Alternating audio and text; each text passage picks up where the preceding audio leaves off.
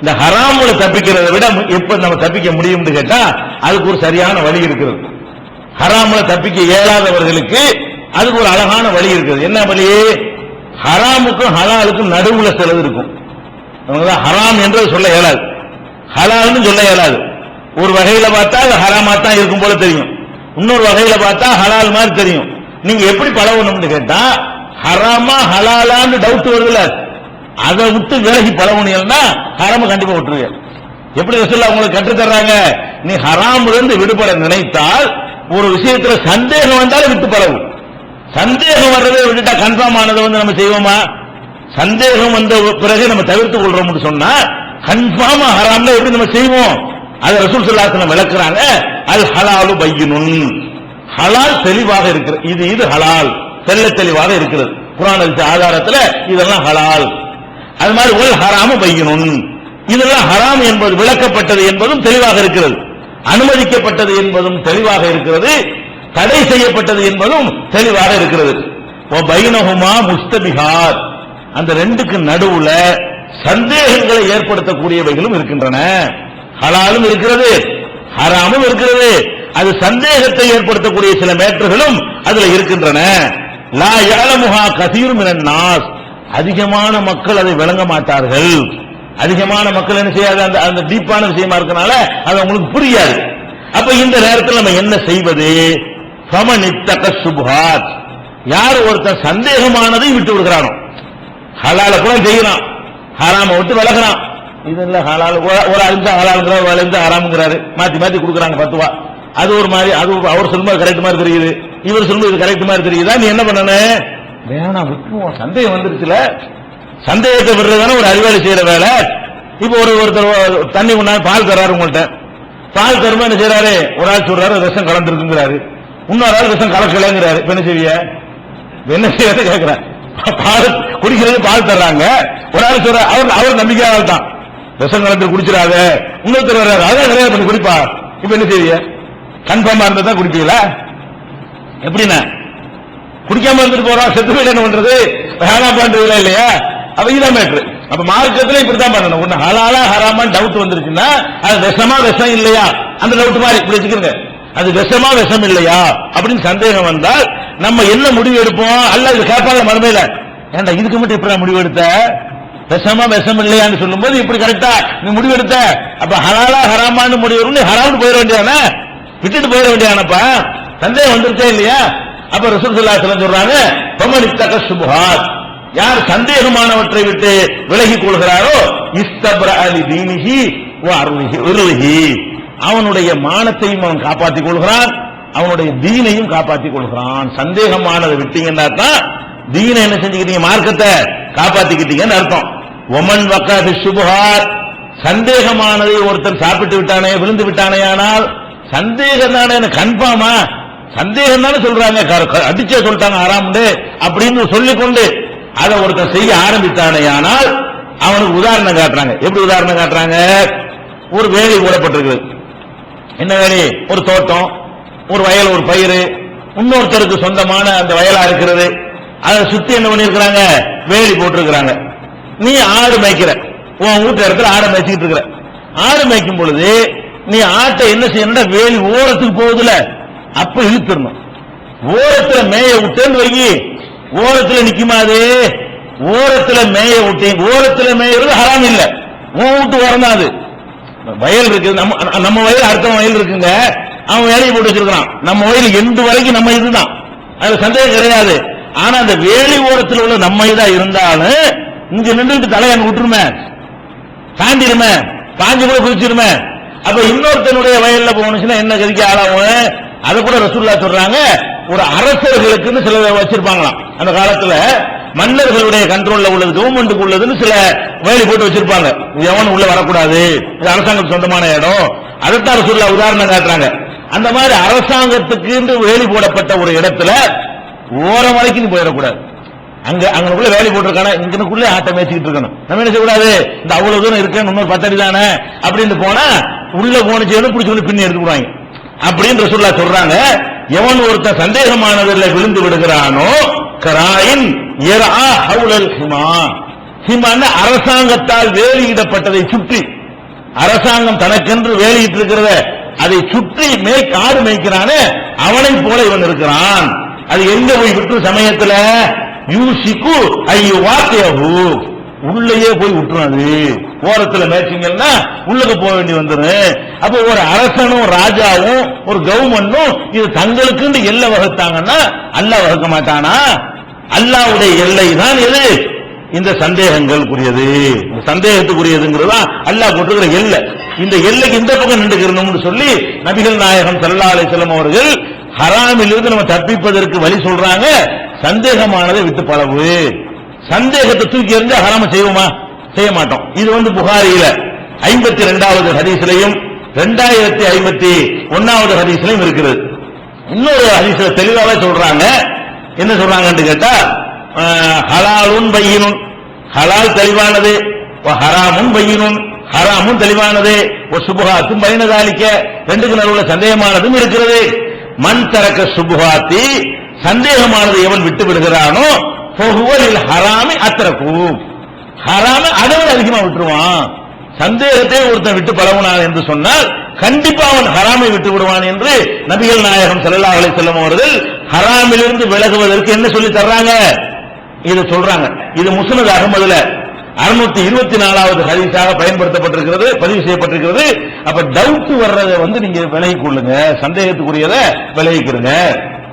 இதுக்கு ஒரு உதாரணம் சொல்றதா இருந்தா, எவ்வளவு பெரிய ஒரு மேட்டர்ல சஹாபாக்கள் சந்தேகத்தை தவிர்த்திருக்காங்கன்னு பாருங்க. மக்காவுல ஒரு சஹாபி ஒரு கல்யாணம் பண்றார், ஒரு பெண்ணை கல்யாணம் பண்றார். கல்யாணம் பண்ண உடனே ரசூலுல்லாஹ் மதீனாவுல இருக்கிற காலம், மதீனாவுக்கு ரசூல் ஸல்லல்லாஹு அலைஹி வஸல்லம் போன பிறகு மக்காவுல இவர் என்ன செய்யறாரு? ஒரு பெண்ணை கல்யாணம் பண்றார். இஸ்லாமிய ஆட்சிலாம் அங்க வந்துருச்சு, நம்ம கவர்மெண்ட் நடக்கக்கூடிய காலகட்டம். அப்ப கல்யாணம் பண்ணவன என்ன செய்யறாங்கன்னா, ஒரு அம்மா ஒரு மூதாட்டி வர்றாங்க. ஒரு மூதாட்டி இந்த மாப்பிள்ள இருக்கார்ல, கல்யாணம் பண்ண மாப்பிள்ள, அவர்கிட்ட சொல்றாரு, நீ கல்யாணம் பண்ணிருக்கிற அந்த பொண்ணு, அந்த பொண்ணுக்கு நான் பால் கொடுத்திருக்கிறேன் சின்ன பிள்ளையா இருக்கும்போது, உனக்கும் பால் கொடுத்திருக்கிறேன், நீனும் என்கிட்ட பால் குடிச்சிருக்கிற, அந்த பொண்ணும் பால் குடிச்சிருக்கு. அப்ப நீங்க ரெண்டு பேரும் அண்ணன் தங்கச்சி, இந்த 2 வயசுக்கு உட்பட்ட வயசுல இவ்வளவு பால் குடித்திருந்தால் அவங்களுக்கு என்ன உறவு வந்துடும்? அந்த தாய் பிள்ளைங்கிற உறவு வந்து போயிடும். அப்ப இதை அந்த அம்மா சொல்றாரு. உடனே என்ன பண்றாரு தெரியுமா? அப்படி நிறுத்திடுறாரு. வேணாம், நீ இப்படி இருந்துக்க, நான் போய் மதீனாவுக்கு போய் ரசூலுல்லாஹ் ஃபத்வா கேட்டு அவங்க புது மாப்பிள்ளை அப்பதான் கல்யாணம் பண்ணிருக்காரு, கல்யாணம் பண்ணிட்டு நீ அப்படி இருக்கணும், இப்படி நிற்போம், ரசூலுல்லாஹ் போய் கேட்போம், அவங்க ஃபத்வா தந்த பிறகு நான் வாழ்றதா இல்லைன்னு முடிவு செய்யறேன். உடனே கிளம்பி வந்துடுறாரு. எவ்வளவு கூட என்ன ஆகும்? கல்யாணம் பண்ணி புருஷன் முன்னாடி எல்லாம் ஒரு முடிவெடுத்து திடீர்னு இல்லைன்னு போனா எவ்வளவு பெரிய பாதிப்பு ஏற்படுத்து. அதெல்லாம் நினைக்கவே இல்லை. நேர புறப்பட்டு ரசூலுல்லாஹ்ட்ட அல்லாஹ்வுடைய தூதரே, இந்த மாதிரி கல்யாணம் ஆயிடுச்சு, இந்த அம்மா ஒரு அம்மா என்ன செய்யறாங்க, ஏன்னா எங்களுக்கு தெரியாது, இது வரைக்கும் யாருக்கும், அவர் சொல்றாரு, இது வரைக்கும் யாரும் எங்களுக்கு சொன்னது கிடையாது. இன்னொரு பொம்பளையில் பால் குடிச்சா பரவாயில்ல பேசுவாங்களா இல்லையா, அப்படி நான் கேள்விப்பட்டதும் கிடையாது. திடீர்னு அந்த அம்மா என்ன பண்ணுது, உனக்கும் பால் கொடுத்துரும் உனக்கும் பால் கொடுத்து 2 பேரையும் பார்த்து சொல்லுது, இப்ப நாங்க என்ன பண்றது அப்படிங்கிறாங்க. அப்ப ரசூல் ஸல்லல்லாஹு அலைஹி சொல்றாங்க, கைஃப, அது எப்படி சேர்ந்து வாழ முடியும்? கீழே சொல்லப்பட்டாச்சுல, 2 பேருக்கும் ஒரு அம்மான்னு சொல்லியாச்சுலப்பா, சொன்ன பிறகு நீ எப்படி சேர்ந்து வாழ்வீங்க? டவுட் தான், இப்ப கன்ஃபார்ம் கிடையாது. நம்ம சும்மா சொல்லியிருக்கலாம், அந்த அம்மா சும்மா சொல்லியிருக்கலாம், ஒரு ஆள் சொல்றாங்க, அதுக்கு வேற எந்த விதமான விட்னஸ் சாட்சி ஒண்ணுமே கிடையாது. ஆனால் ரசூலுல்லாஹ் என்ன பண்றாங்கன்னு கேட்டா, கைஃப கீழே, அது எப்படி சொன்ன பிறகு எப்படி அண்ணன் தங்கச்சின்னு ஒரு சந்தேகத்துக்கு முகாந்திரம் இருக்குல்ல, வேற யாரும் அந்த அம்மா நான் தானே பால் கொடுத்தேன்னு சொல்லுது, கொடுத்து இருக்கலாம்ல, கொடுக்காம இருக்கலாம்ன்ற மாதிரி எதுவும் செஞ்சிருக்கலாம், கொடுத்து இருக்கலாம்லப்பா. அப்ப டவுட் என்ன பண்ணணும்? இதான் சுபஹாத்துங்கிற குழப்பம், ஹராமா ஹலாலா டவுட்ஃபுல் சொல்றோம்ல, இப்ப டவுட் வருமா இல்ல? இதுல ஒரு பொம்பளை திடீர்னு சொன்னா அது உண்மையாவும் இருக்கலாம் பொய்யாவும் இருக்கலாம். அந்த மாதிரி இருக்கக்கூடிய நேரத்தில் உண்மைக்கு அதுல சாத்தியம் இருந்தால் வேணாம் விளைவிக்க, இப்ப பாரக்கா உடனே வேணாமா, நம்ம நீ வேற மாப்பிள்ளைய பாத்துக்க, நான் வேற பொண்ணை பாத்துக்கிறேன் சொல்லிட்டு நினைஞ்சாரு, உடனே பிரிஞ்சிட்டாரு. அப்ப இந்த மாதிரி ஒரு குடும்ப வாழ்க்கையை தீர்மானிக்கிறது இப்படி இருந்தா அற்பமான காசு பணத்தில் அப்படி நடக்க இயலாதா? சந்தேகமானது விட இயலாதா? இது புகாரியில 88வது ஹதீஸாகவும் 2640வது ஹதீஸாகவும் 2660வது ஹதீஸாகவும் இடம்பெற்றிருக்கிறது பார்க்கிறோம். என்ன வழங்கினே? ஹராமில் இருந்து விலகுவதை விட சந்தேகமானது விலகுதல் நம்ம நிக்கணும். ஃபர்ஸ்ட் தர்ஜாவில் நின்றால் அங்க கீழே இறங்கிட மாட்டோம். ஹராம மட்டும்தான் விலகுமே நின்றீங்கன்னா அப்புறம் ஹராமையும் செய்ய ஆரம்பிச்சிடும். சரியா? அந்த மாதிரி நம்ம பேணிக் கொள்ளணும். அதுக்கு இன்னொரு உதாரணம் கூட ரசூல் ஸல்லல்லாஹு அலைஹி வஸல்லம் சொல்றாங்க. ஒரு ஆள் ஒரு வேட்டையாடக்கூடிய ஒரு சஹாபி, வேட்டையாடுறதுன்னா நாய் மூலமா வேட்டையாடுறது. நாயை பிடிச்சி பயிற்சி கொடுத்தோம்னா முயலை பிடிச்சிட்டு ஒடியாந்துரும். அந்த நாய்க்கு ட்ரைனிங் கொடுத்தோம்னு சொன்னா அது தனக்காக சாப்பிடாது, எல்லா நாயும் பிடிச்சிட்டு சாப்பிடக்கூடாது. வேட்டைக்குன்னு பயிற்சி கொடுக்கப்பட்ட நாய்கள் பல்லு படாம கணக்கு தின்றாம அப்படியே கொண்டாந்து முதலாளிட்ட கொண்டாந்து செய்யுங்க, எஜமான்ட்ட கொண்டாந்து கொடுக்கும். அப்ப அந்த சஹாபி நாய்களுக்கு வேட்டை பயிற்சி கொடுத்து அதன் மூலமாக முயல் இந்த மாதிரியான பிராணிகளை வேட்டையாடிட்டு இருக்கிறார். அப்ப அவர் சொல்றாரு, அல்லாஹ்வுடைய தூதரே, நான் ஒரு நாயை அனுப்புறேன் வேட்டைக்காக வேண்டி. அனுப்பும்போது எப்படி அனுப்பணும்னு சொன்னா பிஸ்மில்லான்னு சொல்லி அனுப்பிடணும். பிஸ்மில்லா சொல்லி அறுக்கணும்ல, அறுக்கிறது நாய் தான் கத்தின்னு வச்சுக்கணும். நாய் அனுப்பும் போது முயலை காட்டி அனுப்புறோம்ல, பிஸ்மில்லான்னு சொல்லி ஒரு தடுத்து விட்டுற வேண்டியதான். அப்ப சொல்லியாச்சு, தக்பீர் சொல்லியாச்சு. போய் பிடிச்சிருச்சா உசுரோட கொண்டு வந்துச்சுன்னா இன்னொரு பிஸ்மில்லா சொல்லி அறுத்துக்கிற வேண்டியது. பிடிச்ச புடியில செத்து போச்சுன்னு வைங்க, நம்ம பிஸ்மில்லா சொல்லியாச்சு, முன்னாடி சொல்லியாச்சு, அது சும்மா சாப்பிடலாம். நாய் போய் பிடிச்சிட்டு ஆனா எப்ப சாப்பிடலாம்? அது கடிச்சு கொதறிட்டு வந்தா சாப்பிடக்கூடாது. அது ஒழுங்கா நம்ம வேட்டைக்காக பிடிச்சி முழுசா தான் கொண்டு வருது, அந்த அதிர்ச்சியில செத்து போய் இருக்குது. கடிச்சு அந்த ரத்தம் அப்படி சாவடிச்சிருந்தா அது தனக்கு சாப்பிட்டு இருக்குன்னு வந்துடும், நமக்கு பிடிச்சிட்டு வரல. அது பக்குவமா கொண்டாந்து கொண்டு தரும்போது கூட அந்த முயலை செத்து போயிருக்குன்னு சொன்னா நீங்க என்ன செய்ய வேண்டியது இல்ல, இன்னொருக்கு அறுக்க வேண்டியதோ இன்னொருக்கு அதுக்கு தக்பீர் சொல்ல வேண்டியது இல்ல. இந்த நாயை அனுப்பி பிஸ்மில்லா சொன்னோம்ல, அதை கத்தின்னு வச்சுக்க வேண்டியதான். அது போய் ஒழுங்கு அறுத்துருச்சுன்னு வச்சுக்கிறங்க. இது வேட்டைக்காக வேண்டி இந்த மார்க்கம் அப்படி சொல்லுது. அவர் அது சொல்றார், அல்லாஹ்வுடைய தூதரே, நான் ஒரு நாயை அனுப்புறேன், வேட்டை நாய, அது போய் பிராணியை பிடிக்குது, பிடிச்சவன செத்து போயிருச்சு, பிடிச்சவன செத்து போச்சு. உசோட அது கேள்வி வராது. ஆனா பக்கத்துல இன்னொரு நாய் நிக்குது. அவர் சொல்றாரு, நாயை அனுப்புறேன், முயலை பிடிச்சி நிக்குது, தேடிக்கு நாய்க்கு பின்னாடியே போனா அவங்களுக்கு முயல் கிடைக்குது. இன்னொரு நாய், நான் அனுப்புன நாய் ஒண்ணு நிக்குது, இன்னொரு நாய் பக்கத்துல நிக்குது. இப்ப நான் என்ன செய்ய கேட்கிறாரு. அப்ப ரசூலுல்லாஹ் என்ன பண்றாங்க, உன் நாய்க்கு தான் நீ பிஸ்மில்லா சொன்ன, ஒரு அந்த நாய் கூட பிடிச்சிருக்கலாம்ல, இந்த ஓ நாய் தான் அதை பிடிச்சுன்னு உனக்கு தெரியுமா, சாப்பிடாதங்கிறாங்க. நீ சொன்னது ஓ நாய் அனுப்பும் போது நீ பிஸ்மில்லா சொன்ன, ஓ நாய் தான் பிடிச்சிருந்து அந்த நாய் மட்டும் இருந்தா ஓ நாயின்னு வச்சுக்க, இன்னொரு நாய் இருந்துச்சுன்னு அது கூட அந்த முயலை கடிச்சிருக்கலாம்ல. அப்ப என்ன சொல்றாங்க, அழகா கேட்கிறாரு, உருசில் கல்வி, என் நாயை அனுப்புறேன், சம்மி, நான் அதுக்கு பிஸ்மில்லா சொல்லி என்ன செய்யறேன், அனுப்புறேன். அனுப்பணும்னு அஜிதுமாகு அல செய்து கல்வன் ஆகிறேன், வேட்டையாடப்பட்ட அந்த பிராணிக்கு பக்கத்துல இன்னொரு நாயை நான் பார்க்கிறேன். அப்ப லவ் சம்மி அடைய, அதுக்கு நான் பிஸ்மில்லா சொல்லல. அப்ப நான் என்ன செய்யறது, ஒலா அதிரி ஐயுகுமா ஆகல, ரெண்டுல எது வேட்டையாடுன்னு எனக்கு தெரியவும் இல்ல. வேற காரணம் உங்களுக்கு தெரிஞ்சா பரவாயில்ல, ரெண்டு நாய் நிக்குது, கன்ஃபார்மா தெரியும், நம்ம பார்த்துக்கிட்டே நிக்கிறோம், நம்ம நாய் தான் பிடிச்சிச்சு, வாயில பார்த்தோம் அப்படின்னு தெரிஞ்சா ரெண்டு நாய் நிக்கிறது கவலைப்பட தேவையில்லை. அது பேசிக் இல்லாத சந்தேகம்.